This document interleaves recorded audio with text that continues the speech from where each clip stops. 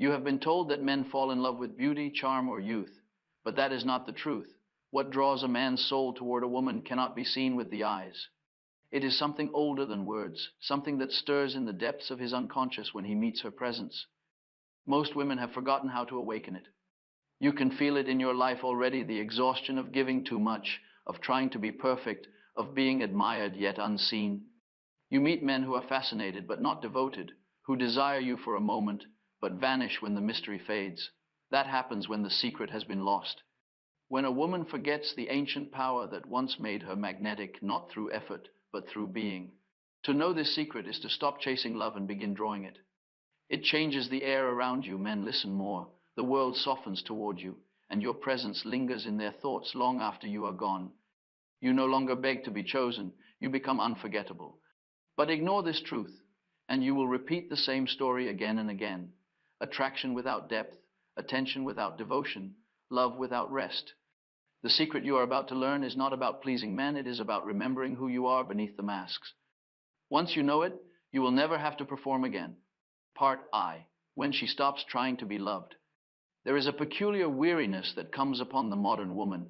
She strives, she smiles, she perfects the art of appearing effortless, and yet her heart trembles beneath the performance. She measures her worth in glances returned, in compliments earned, in the approval of men who see her body but not her being. In this pursuit, she forgets the ancient secret that love is not achieved by effort, but by presence. Every attempt to please, every gesture of adaptation moves her further from her own center. She becomes a reflection of what others expect, not of what her soul desires, and with each concession, a quiet death occurs within her, the death of instinct, of mystery, of that inner flame that once drew life toward her like a magnet. For a woman is never truly loved through perfection. She is loved through the depth of her reality. What once made the feminine irresistible was not beauty in the common sense, nor charm rehearsed before a mirror. It was stillness, that strange and silent confidence, born of being in harmony with life. Men once recognized it unconsciously.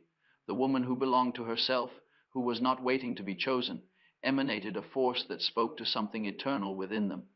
When a woman ceases to chase, the air around her changes. She is no longer a beggar for attention, but the keeper of a sacred fire.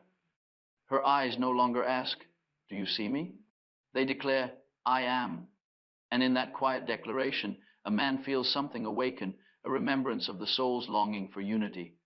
The world has taught her that to be loved, she must perform. Yet performance creates distance.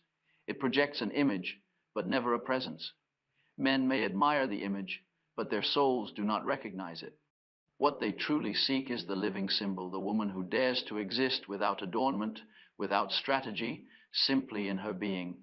The ancient feminine did not chase, she drew. She was the earth receiving rain, the sea receiving the moon, the silence in which creation takes root. To return to this nature is to rediscover power without noise, attraction without demand, love without exhaustion. The paradox is profound. When she no longer needs to be loved, love finds her. When she no longer performs, she becomes unforgettable. For love is not won through pursuit, but through remembrance, the remembrance of her own soul.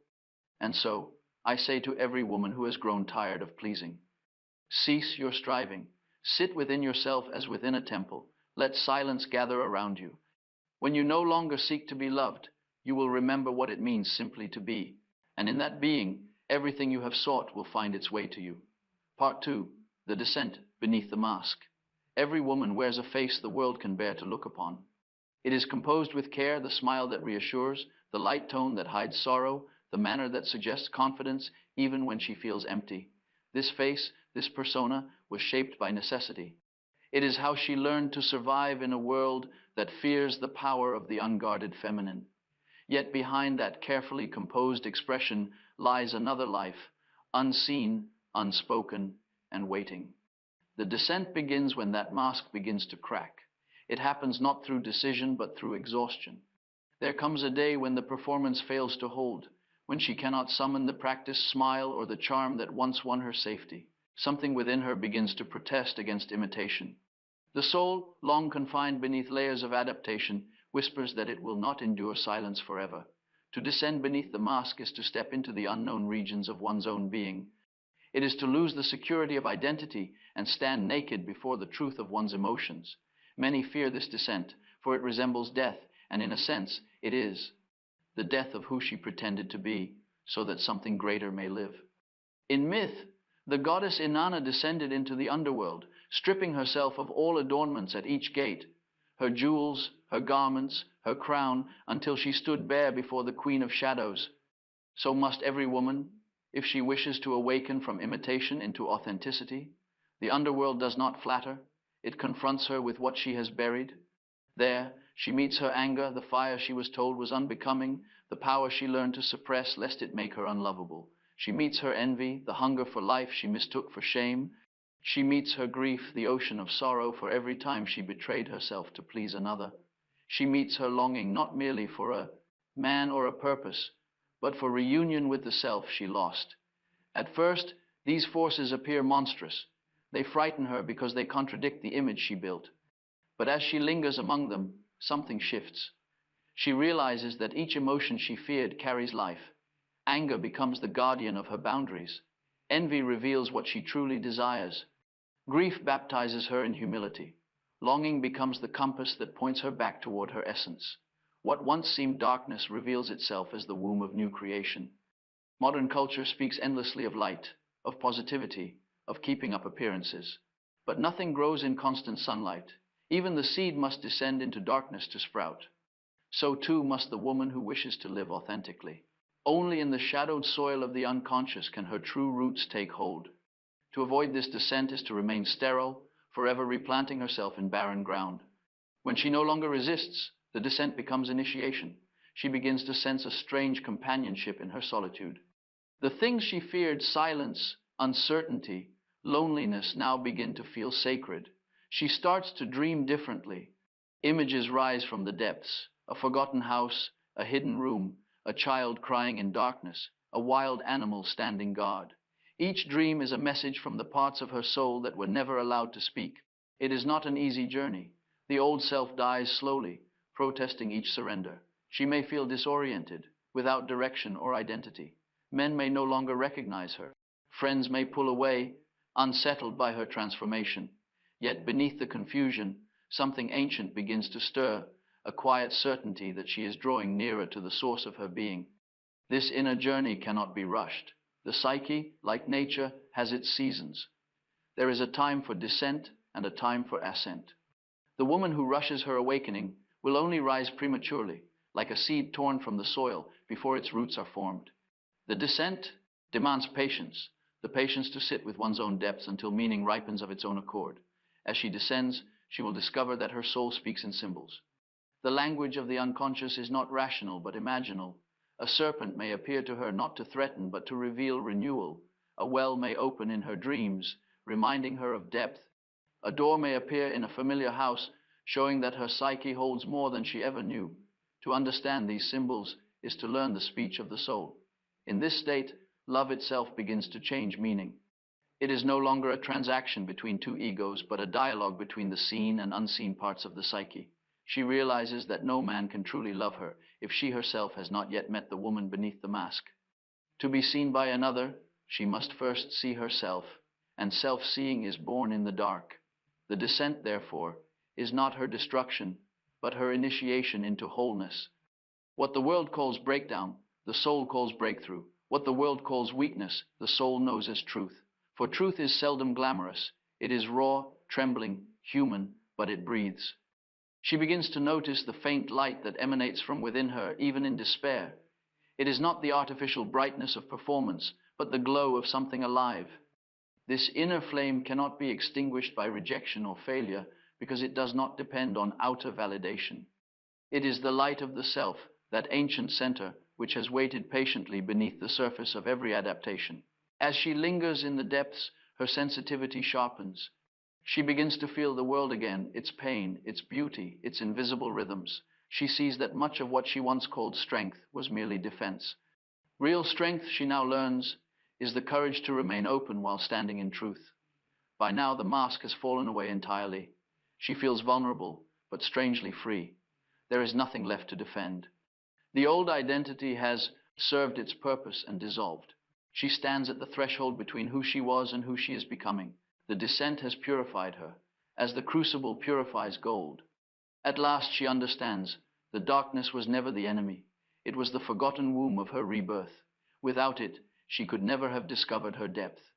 Without it, she would have remained a reflection, never a reality. The descent was her soul's way of calling her home. And so, the woman who once feared her own depth begins to dwell within it. She no longer fears solitude, for she has met the one who dwells within solitude herself. She no longer fears silence, for in silence she hears the music of the soul. She no longer fears loss, for everything essential has already been found. The descent beneath the mask is the beginning of her return. Though she may emerge trembling, she will never again mistake the performance for life. The woman who has walked through darkness carries an invisible crown. The world may not see it, but every man who meets her will feel it, for she no longer seeks approval, she embodies truth. The underworld was not her punishment. It was her passage from imitation to authenticity, from mask to soul. And when she rises again, the light that surrounds her will not be borrowed from admiration or desire. It will be her own, born from the depths she dared to enter. Part 3, the woman who faces her shadow. When a woman first meets her shadow, she believes she has met an enemy. It appears to her as everything she was taught not to be: wild, jealous, selfish, impatient, angry, proud. She feels disgusted by it. For all her life she has been praised for her goodness, her softness, her self-control. Yet what she calls goodness has often been nothing more than obedience. The shadow comes to claim the parts of her that were exiled for the sake of being acceptable. From childhood she learned that to be loved meant to be pleasing. The fiery impulses that rose within her were shamed into silence. The assertive voice that said no was scolded into gentleness. Even her hunger for life, for adventure, passion, and expression was dressed in modesty, made palatable to the comfort of others. But what is suppressed does not die, it descends. And there, in the deep chambers of her psyche, it begins to grow claws and eyes. It becomes her shadow.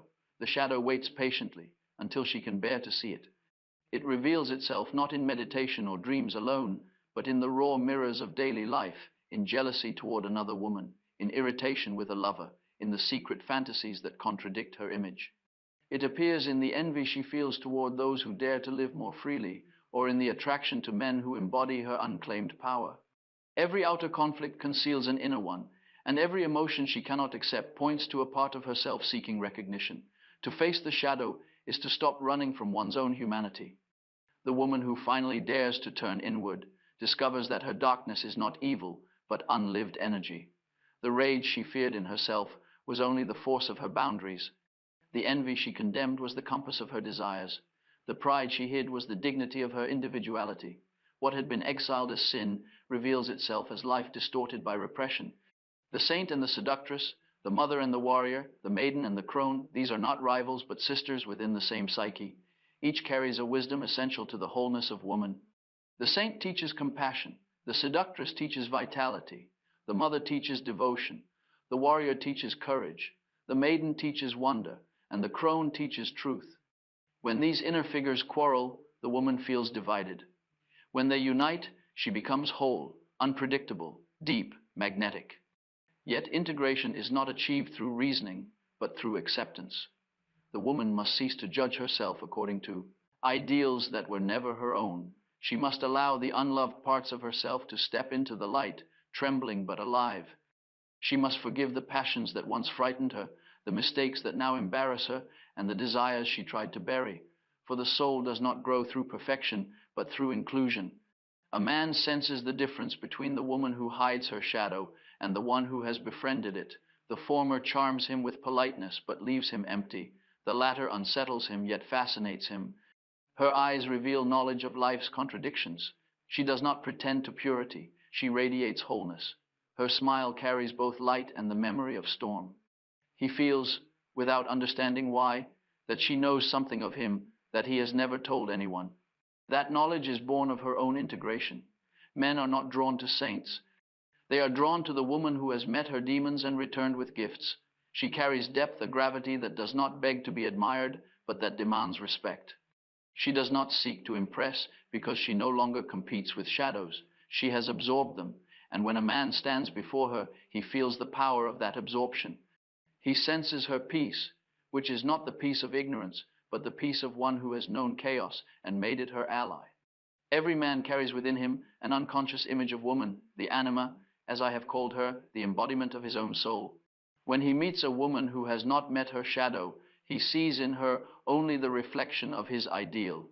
But when he meets the woman who has integrated her shadow, he feels both attraction and reverence, for she mirrors the totality of his own inner life. Her wholeness awakens his longing for his own completeness. The woman who has faced her shadow no longer needs to control love. She understands that what she once tried to manipulate was only fear of abandonment. Now she knows that she cannot be abandoned by what is hers. When she is rejected, she does not collapse, because she no longer seeks from men what can only be found within. She has become the mother of her own soul, and her self-acceptance is the milk that nourishes her strength. To others, she may seem calm, even mysterious, yet within her is a wilderness, fertile and alive. Her laughter carries the memory of tears. Her eyes contain both tenderness and judgment. She can listen to a man's confession without losing respect for him, for she knows the darkness of her own heart. She no longer believes in innocence, only in truth. And truth, to her, is more sacred than purity. Integration of the shadow transforms beauty itself. Before, her allure was fragile, dependent on admiration. Now it emanates from her very being. It is the kind of beauty that cannot be painted, photographed, or described. It can only be felt. It is the fragrance of authenticity. Men may not call it beautiful, but they remember it, because it stirs something buried in them, their own disowned soul. The process of facing the shadow is ongoing. It has no final victory. Each new stage of life reveals new depths, new temptations to hide, new opportunities to integrate. The woman learns to welcome each returning darkness as a messenger of transformation. When she feels jealousy, she no longer condemns it. She asks what it wishes to teach. When she feels rage, she lets it burn through illusion and leave behind clarity. When she feels fear, she treats it as an invitation to grow. Gradually, her life becomes a dialogue between consciousness and the unconscious, between heaven and earth. She stops striving to be only one thing. She can be loving and firm, passionate and serene, nurturing and free. She has learned that polarity is not a flaw of existence, but its vitality. To live in opposition is to be alive. To transcend it is to be divine. When she looks back, she sees that what she once called her breakdowns were simply visitations of the shadow, demanding to be known. Her failures were revelations, her humiliations and baptisms. Through every wound, a deeper layer of truth entered her soul. The woman who has faced her shadow no longer seeks to appear invulnerable. She knows that what is soft endures and what is rigid breaks. In time, she no longer distinguishes between light and darkness as enemies. She sees that both serve the same master, the self, the totality of her being, which seeks only to become conscious. The shadow was never against her, it was for her, pressing her toward wholeness through discomfort. And so she emerges, not purified but complete. Her steps are grounded, her gaze steady, her laughter slow and rich. She speaks less, but when she does, her words carry weight. She no longer flutters around men, nor does she shrink before them. She looks at them as equals, not with defiance, but with knowing, for she has wrestled with her own darkness and thus can meet theirs without fear. It is not purity that makes her magnetic, it is wholeness. Purity demands distance to remain untouched. Wholeness demands embrace to hold all things together. And that is what men sense in her, not the fragile allure of the untouchable, but the mysterious gravity of one who can hold both heaven and hell within herself. She does not shine with borrowed light. Her radiance is born of fusion, the sun that emerged from the union of night and day within her own heart. To love such a woman is to be transformed. She does not offer comfort alone, but awakening. Her love is both balm and flame, and thus the woman who has faced her shadow becomes a living symbol, the vessel of transformation itself. She embodies the eternal feminine that redeems not by perfection, but by depth. For it is she who remembers that the soul's beauty is not the absence of blemish, but the reconciliation of all that was once divided. Part 4, the power of the woman who feels. There comes a turning point in a woman's inner journey when she realizes that feeling, which she once regarded as her weakness, is in truth her greatest power. In the world she was raised to inhabit, Feeling was considered disorderly, something to control, to hide, to apologize for. She was taught that to be strong is to be composed, efficient, self-sufficient. She was told that the heart is a dangerous organ, that too much sensitivity would betray her. And so she began to wear armor made of reason, of pride, of control. Yet beneath that armor, her soul suffocated, for the soul breathes through feeling. To feel deeply is not a liability. It is a form of intelligence, older than thought. It is the language through which the unconscious speaks. Feeling is not sentimentality. It is the pulse of life itself, the invisible thread that binds all beings to one another. In man, it is often buried beneath logic. In woman, it is the root of her connection to the archetype of eros, the principle of relatedness that weaves the fabric of existence. When she cuts herself off from this current, she becomes efficient but empty, admired but untouched by wonder. The modern woman prides herself on independence, and indeed, independence is necessary for consciousness. Yet too often her independence becomes isolation, a fortress against pain. She confuses detachment with freedom, indifference with strength. But what she calls freedom is often fear in disguise, fear of being moved, of being affected, of surrendering control. She does not realize that in closing herself to suffering, she closes herself to joy as well. The heart cannot be selective. It feels wholly or not at all. To feel without losing center, this is mastery. The woman who has reclaimed her feeling does not drown in it. She swims in it. She allows emotion to pass through her like the tide through a cove, washing away what no longer belongs. Her tears cleanse rather than weaken. Her laughter restores rather than distracts. She becomes like a river, sometimes calm, sometimes fierce, always alive. The man who meets her feels this vitality before he understands it. It unsettles him, for he senses that she cannot be possessed, only experienced. Aphrodite, the goddess of love and beauty, was born from the sea foam after the old god Uranus was overthrown, a symbol of beauty emerging from chaos. So it is with woman. When she surrenders to the storm of feeling, a new form of beauty arises, not the polished beauty of appearances, but the radiant beauty of authenticity. Her emotions become waves that sculpt her character. Her vulnerability becomes her art. Feeling is the bridge between the conscious and the unconscious. When a woman listens to her feelings, she listens to the soul of the world. She senses what cannot be reasoned, the mood of a room, the hidden pain behind a smile, the unspoken truth between two hearts.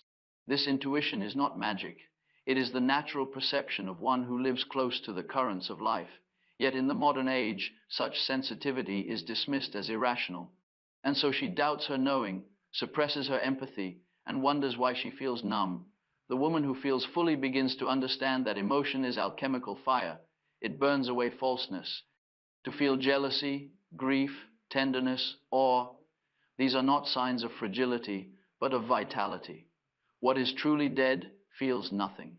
The soul evolves through the tension of opposites, through joy and sorrow, hope and despair, love and loss. To numb pain is to interrupt the process of transformation itself. There is a vast difference between emotional chaos and emotional depth. Chaos consumes, depth illuminates. Chaos is uncontained passion that overwhelms consciousness. Depth is passion tempered by awareness. The woman who has matured through her feelings no longer dramatizes them. She interprets them. She knows that emotion is energy seeking meaning. She gives that energy form through words, through art, through silence. Her very presence becomes a vessel of expression. Men who have lost touch with their own inner life are magnetically drawn to such a woman. In her presence, they feel again, sometimes for the first time in years. Her laughter awakens their forgotten joy. Her tears dissolve their armor. They do not fall in love with her personality, but with the reflection of their own buried soul that she evokes. They mistake it for desire, but it is something older, more sacred, the longing for reunion with life itself. Yet the woman who feels deeply must also learn discernment. To open the heart does not mean to surrender it to anyone who knocks. Feeling, when matured, develops boundaries. Compassion does not require exposure to harm. Empathy does not mean self-abandonment. The woman of feeling is not the servant of emotion, but its priestess. She offers her heart consciously, not compulsively. She chooses where her waters flow. When she speaks, her words carry resonance because they are born not from intellect alone, but from experience. Her intuition, once dismissed as irrational, now becomes wisdom. People come to her for counsel, drawn by the serenity that radiates from one who has made peace with her own depths.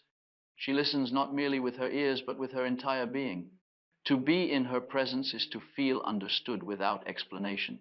This kind of woman cannot be imitated. Others may copy her gestures, her tone, her phrases, but the essence cannot be borrowed. It comes from the long labor of feeling everything, every joy, every wound, every loss without hardening. The softness that results is not weakness. It is the strength of one who can endure the full spectrum of existence. Her softness is more powerful than force, for it invites rather than compels, heals rather than conquers. She has learned that to be vulnerable is not to be defenseless.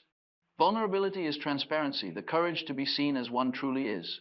To live this way requires faith, faith that the soul knows what it is doing, even when the ego trembles. The woman who lives from feeling trusts this inner wisdom more than any external authority. She no longer asks, "What should I do?" but listens inwardly for the quiet answer that arises like a ripple from the depths. Feeling is her compass. It guides her toward what is alive and away from what is false. When she listens, life unfolds with a strange harmony. Synchronicities, those meaningful coincidences, begin to appear, as if the world itself were speaking her language. For indeed it is, the external world mirrors the internal one, and when she honors her emotions, she aligns with the greater order of the psyche. Such a woman no longer fears heartbreak. She knows that love, like the moon, waxes and wanes, and that its disappearance is not death, but renewal. When she loves with her entire being, yet she remains free, because she does not love to possess. She loves to participate in the mystery of connection. Her love does not bind, it liberates. She no longer falls in love. She summons love through the radiance of her openness. To feel without fear is to live in union with the soul. The woman who has reclaimed this gift becomes a mirror for humanity itself. Through her eyes, others glimpse their own emotions reflected with tenderness. Through her presence, men remember what it means to feel without shame. Through her authenticity, the world begins to heal from its obsession with control. And so, she becomes a living embodiment of Eros, not the shallow Eros of seduction, but the divine Eros that moves the stars and stirs the heart toward meaning. In her, love becomes not a transaction but a revelation. She shows that to feel is to participate in the eternal rhythm of life, to die and be reborn with every wave of emotion, to allow the heart to break so that it can expand.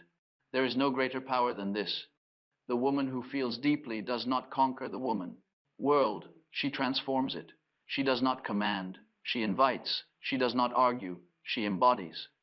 Her influence is invisible, yet irresistible, for it speaks to the oldest truth within every man and woman alike, that the world was made not merely to be understood, but to be felt.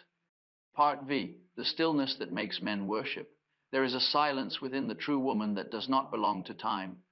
It is not the silence of fear or restraint, but the silence of one who has seen through the endless noise of striving. When she speaks now, her words are few, but they seem to linger in the air longer than others. They carry the vibration of something grounded, eternal, something the world has almost forgotten. Inner stillness. The stillness I speak of is not passivity. It is not surrender to the world's demands. It is sovereignty, the inner throne upon which her soul sits unmoved. It is the calm that comes when a woman no longer measures her worth by movement, accomplishment, or reaction. It is born when she has passed through the storms of love and loss and learned that what is essential cannot be taken from her. Modern life is obsessed with motion, with proving, with becoming. The woman who has reclaimed her soul grows weary of this constant exertion. She begins to sense that life moves best when it moves through her, not because of her. She learns to act without agitation, to love without demand, to wait without fear. Her stillness does not mean she has stopped feeling, it means she has stopped fleeing. Such a woman becomes like the moon suspended over the sea. The moon exerts no visible effort, yet the tides rise to meet it. Its presence orders the waters. In the same way, the woman rooted in stillness influences without intention. Men feel it before they understand it. Around her, they grow quieter, less defensive, more aware. They sense something in her presence that calls them back to themselves. She no longer competes with the restless noise of the world. She has understood that most speaking is evasion, that words often serve to conceal rather than reveal. She prefers presence to conversation, the gaze to the argument, for she has learned that transformation does not occur through persuasion, but through atmosphere. A single glance from her, steady, unhurried, without judgment, can melt a man's defenses more completely than hours of reasoning. The power of her stillness lies in containment. She no longer disperses her energy through endless explanations, through gossip, through anxiety, through attempts to be understood. She has gathered her fragments and returned them to the center. What once escaped her in self-justification now rests as stored vitality within her. The more she contains, the more magnetic she becomes. Containment is a sacred art. It does not mean repression, but integration. Every emotion, every memory, every dream becomes an ingredient within the vessel of her being. Nothing is thrown away. She has become, in alchemical language, the vas hermeticum, the sealed container in which transformation takes place. The heat of life no longer destroys her, it refines her. From this inner furnace comes a serenity that cannot be feigned. Men who encounter such serenity often mistake it for mystery.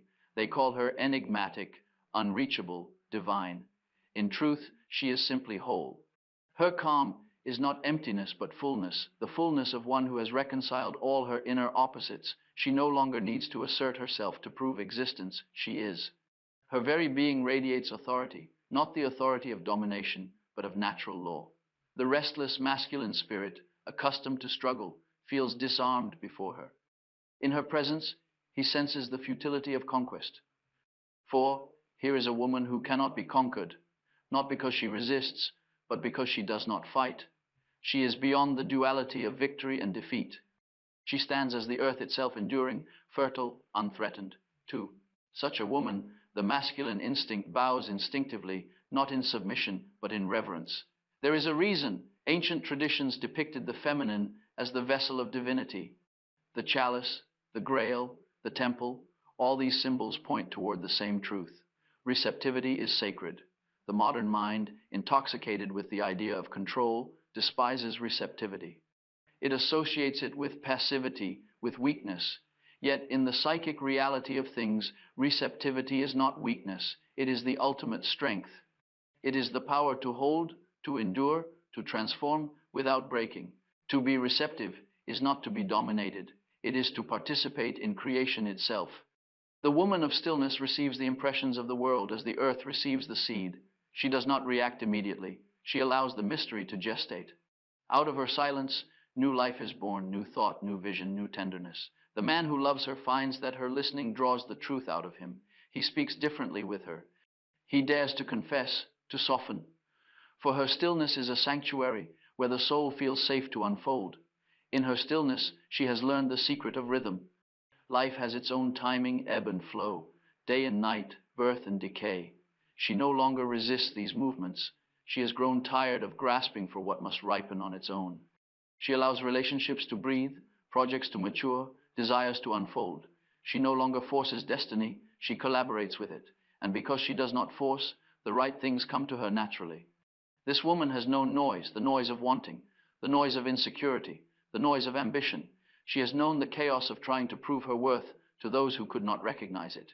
But having exhausted herself in pursuit, she has reached the other shore. Here, she discovers that true creation arises from stillness. The painter's brush waits for silence before touching the canvas. The composer listens before writing the first note.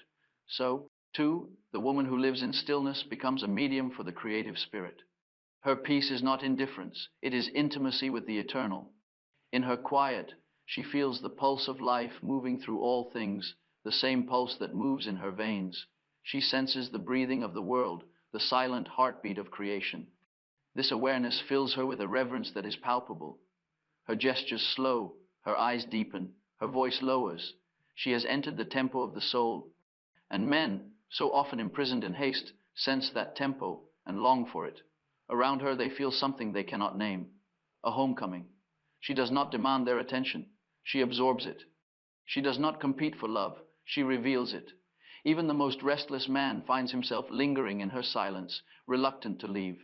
For her presence offers him what his outer life denies: peace without emptiness, rest without boredom, acceptance without judgment. Stillness, like fire, purifies. The woman who dwells in it no longer needs to manipulate. She does not seduce through display or argument, but through being. The world has taught her that to be loved she must shout, but she has discovered that true love answers only to silence.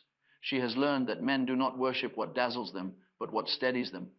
The more she embodies calm, the more she becomes the axis around which the masculine chaos turns. Such stillness is not born of ignorance of suffering. On the contrary, it is the consequence of having suffered consciously. The woman who has never been broken cannot know this peace. The stillness that makes men worship arises from having been burned, dissolved, and reborn. She has cried until there were no tears, fought until there was nothing left to prove. Out of that exhaustion, she surrendered not to defeat, but to truth. The truth that control was an illusion, that power resides in alignment, not assertion. The alchemists spoke of the rubedo, the reddening, the final stage of transformation, when the opposites unite to produce the philosopher's stone. The woman who has passed through passion, loss, and reconciliation becomes that stone. Her heart glows with the warmth of acceptance. Her mind reflects the clarity of understanding. She has fused the active and the receptive, the doing and the being, the sun and the moon. Her stillness is not absence of fire, but fire mastered. Her beauty now has a different quality. It no longer seeks attention, it bestows it. She sees others with a gentleness that awakens them. Her gaze is steady, compassionate, without hunger. To be seen by her is to feel both exposed and healed. For she looks not with desire to possess, but with wonder at the spark of the divine that lives in every soul. The man who meets this gaze feels a stirring that transcends attraction. He may call it love, but it is reverence. He senses that in her he touches something eternal. Not her body, though it may be beautiful, not her mind, though it may be luminous, but the quiet center within her, the axis of stillness that holds the world together. He may not understand it intellectually, but he feels it in his bones, that this woman belongs not only to him, but to life itself, and in that recognition, something in him bows. Such reverence is not submission, it is awakening. The man does not worship her as a goddess outside himself, but as the mirror of the goddess within. Her stillness awakens his own dormant depths. Around her, he begins to breathe differently, to speak differently. The noise within him subsides. He rediscovers his own essence in her silence.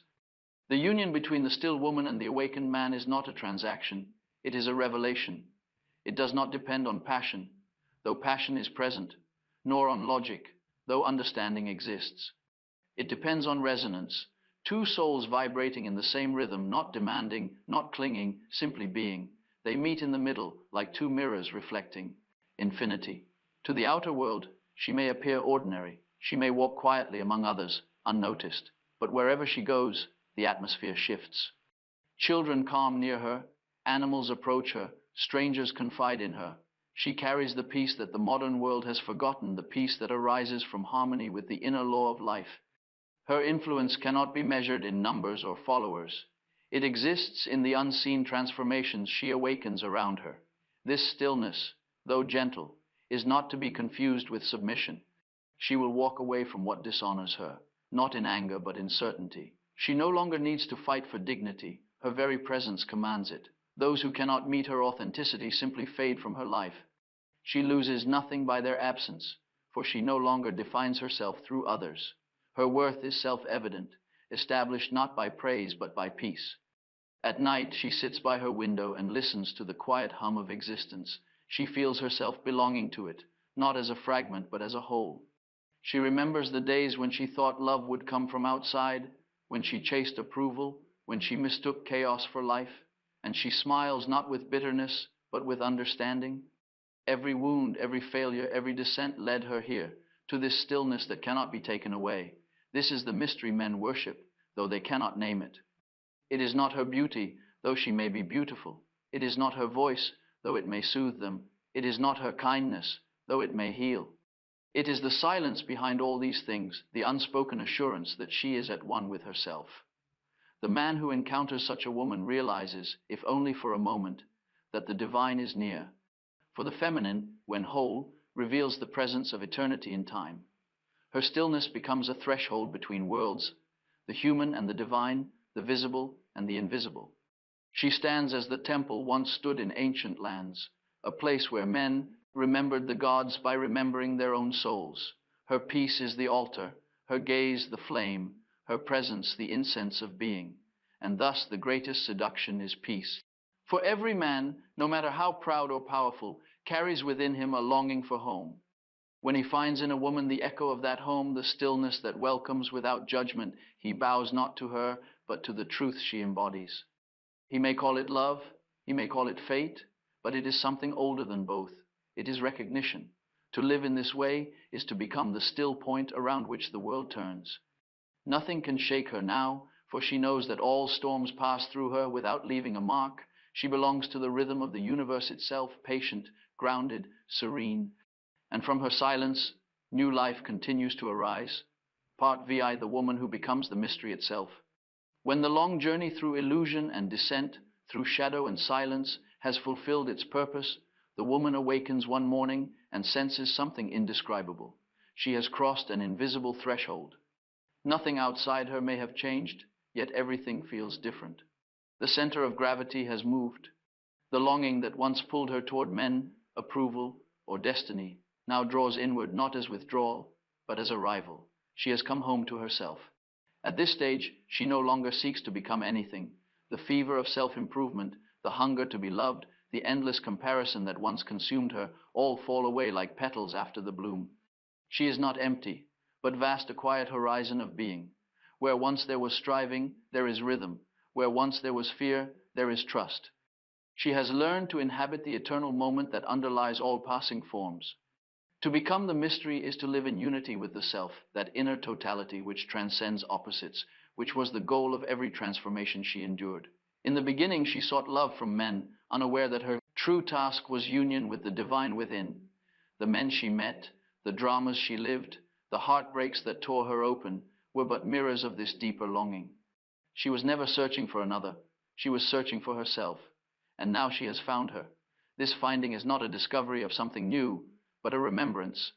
The self was always there, as the sea is always beneath the waves. But the waves had to exhaust themselves. The storms had to pass before the calm could be seen.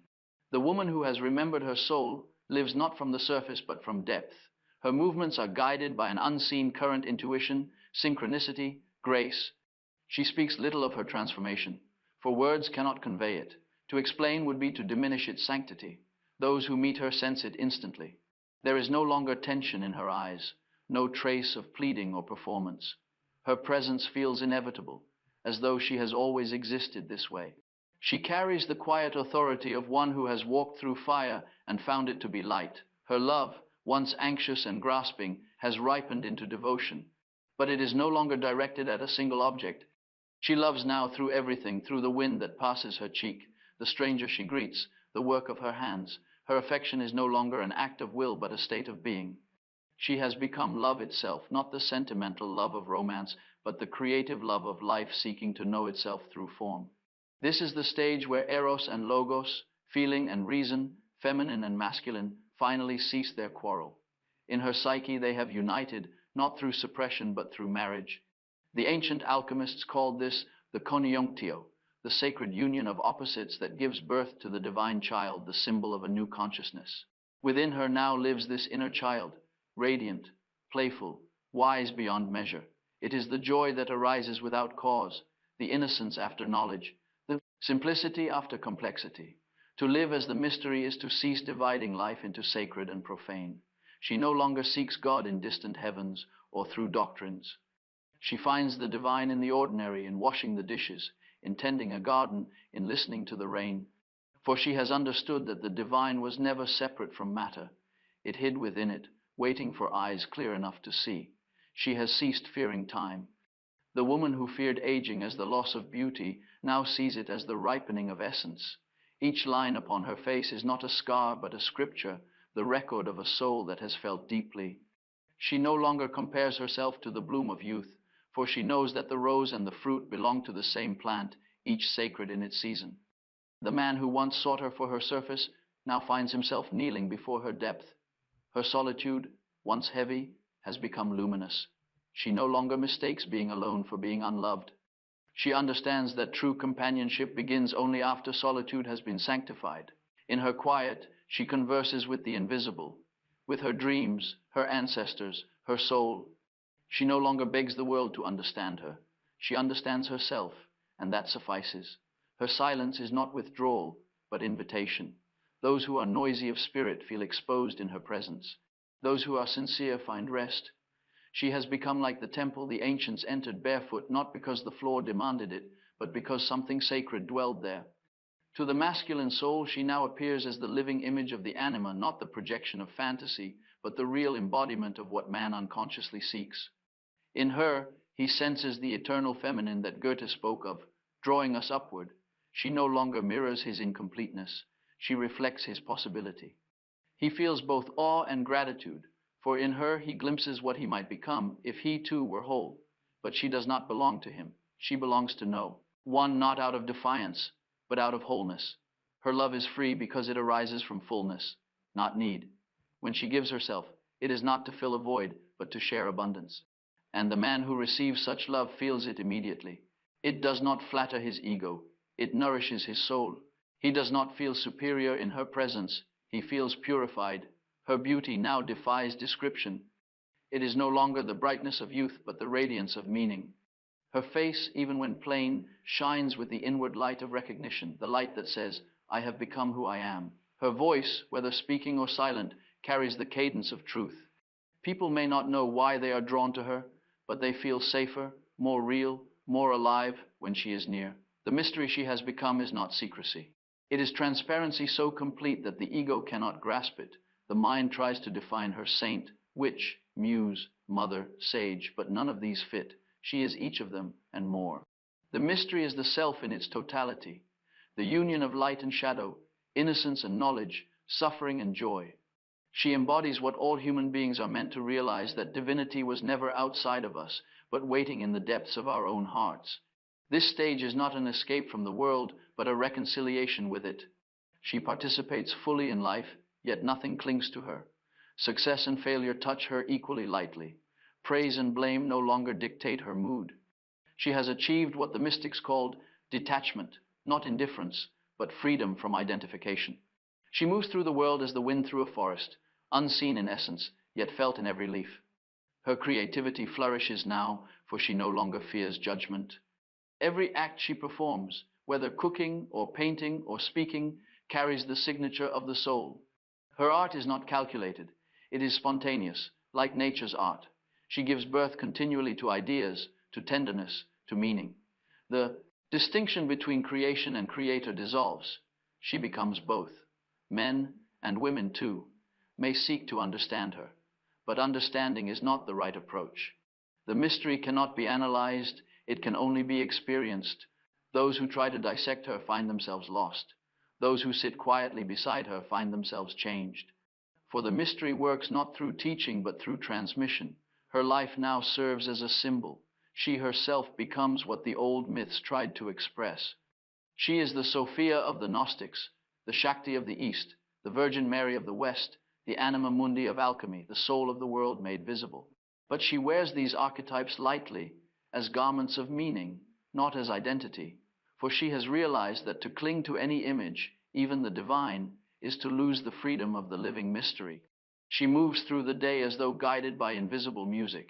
There is no sense of rush, yet everything gets done. Her timing seems uncanny. She arrives where she needs to be at the exact moment required. This is not coincidence, but alignment. The outer world now mirrors her inner order. Synchronicities bloom around her like wildflowers. Life cooperates with her because she no longer resists its design. At times she will feel the return of old sorrows, old fears, old doubts, but now she welcomes them as visitors, not enemies. She knows that every return of darkness is simply the cycle of renewal, the breathing of the soul. Her peace does not depend on perpetual light, but on the trust that the light always returns. People may call her mysterious because she no longer reacts as they expect. She forgives without naivety, loves without clinging, speaks truth without cruelty. They sense that she is not governed by the same laws as ordinary life, and in a sense, she is not. She lives by the law of the self, which is harmony. Her decisions arise not from fear of loss, but from recognition of meaning. This woman has become what every myth, every religion, every dream of love secretly points toward the realized soul. She is the proof that suffering can give birth to wisdom, that descent can lead to resurrection, that love can outgrow possession. She stands as testimony that the human heart, when made conscious, becomes divine. To those who meet her, she is a mirror of destiny. She awakens the sleeping possibilities in others, not through preaching, but through presence. Her mere existence makes people remember something they had forgotten, that life can be holy without being pious, passionate without being chaotic, gentle without being weak. The men who once pursued her for pleasure now find themselves reverent in her company. They lower their voices unconsciously, for they sense the sacred. It is not her charm that captivates them, but the way she sees as though looking into them rather than at them. In that gaze, they glimpse not judgment but knowledge, not desire but understanding. Some will flee from it, for it exposes the falsehood they still cling to. Others will stay, for they recognize in her the reflection of their own forgotten soul. She is no longer the seeker of love, she is its expression. Love flows from her as fragrance from a flower, needing no witness, no reward. She blesses everything she touches simply by being herself. Even her absence is a form of presence, for those who once knew her cannot forget the calm she left behind. At last she understands that the mystery she has become is nothing other than life itself, consciously lived. There is no separation between the human and the divine, between form and essence. To live authentically, to love wholly, to feel deeply, to be still, this is holiness enough. And so she moves through the world quietly, like water shaping stone. She leaves no trace, yet everything she touches changes. Her very being whispers to the world, this is what it means to remember the soul. This is the secret men cannot resist. It is not beauty, nor youth, nor perfection. It is the fragrance of wholeness, the serenity of depth, the tenderness of one who has met eternity within herself. To be near her is to feel time slow, the heart open, the world regain its meaning. For she has become what every heart seeks, the living proof that love is not something to find, but something to be. And with that, her story ceases to be a story. It becomes a state of being silent, vast, eternal. The woman who has remembered her soul no longer walks in the world as a seeker, nor as a teacher, but as the mystery itself, the union of all opposites, the reconciliation of all things, the sacred made visible in the simple act of existing.